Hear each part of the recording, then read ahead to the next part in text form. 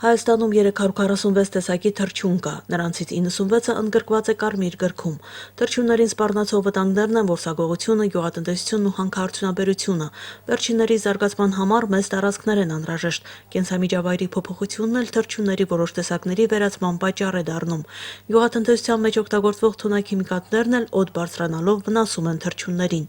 1931 թվականին խորհրդային իշխանությունների Սևանի մակարդակը իջեցնելու որոշման հետևանքով 62 տեսակի թռչուն կորցրին իրենց բնական միջավայրը։ Նման սխալներից խուսափելու համար կայուն էկոհամակարգերին ընդառաջ հասարակական կազմակերպությունը տեղեկացման լուսաբանման աշխատանքներ է իրականացնում, որոնցից մեկն էլ այսօր Արցախի պետական համալսարանում կազմակերպվածն էր։ Մեր կազմակերպությունը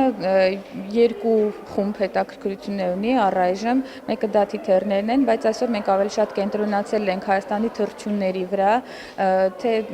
ինչպիսին է նրանց տարածվածությունը, ինչպիսի վտանգներ են նրանց սպառնում, ինչպիսի միջոցներ կարելի է ձեռնարկել, որպեսզի այդ վտանգներից խուսափել,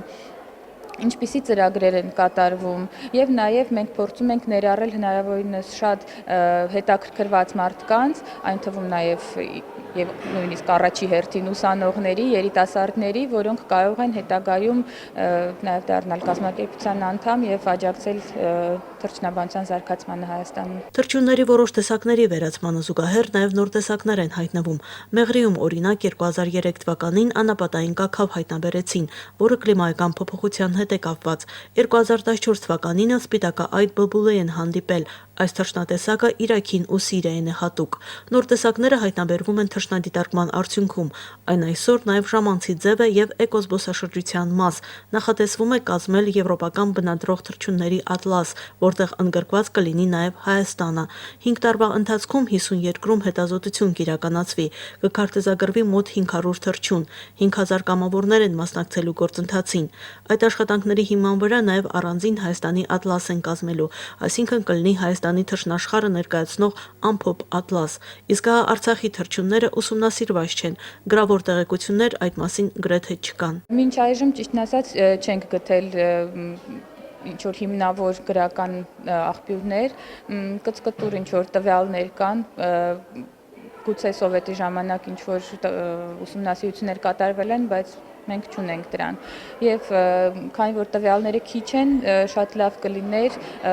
ուսումնասիրել Լեռնային Ղարաբաղի թռչնաշխարհը,